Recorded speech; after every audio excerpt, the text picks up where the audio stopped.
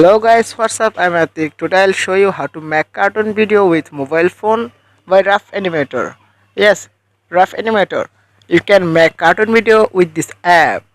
So let's begin.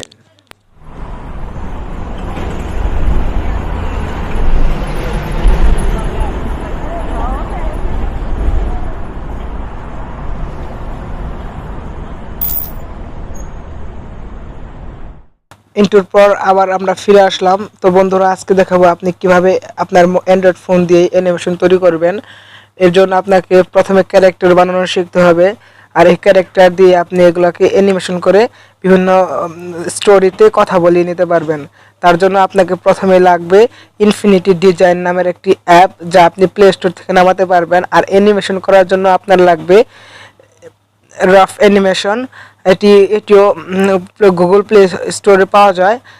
সুতরাং আপনারা এই দুটো অ্যাপ নামিয়ে রাখুন। আমি পার্ট বাই পার্ট এই অ্যানিমেশন বানানোর অথবা অ্যানিমেশন করার জন্য বিভিন্ন ধরনের ভিডিও আপডেটগুলো আমার এই চ্যানেলে আপলোড দিয়ে থাকবো। সুতরাং আপনারা সবাই এই চ্যানেলটিকে সাবস্ক্রাইব করে রাখুন।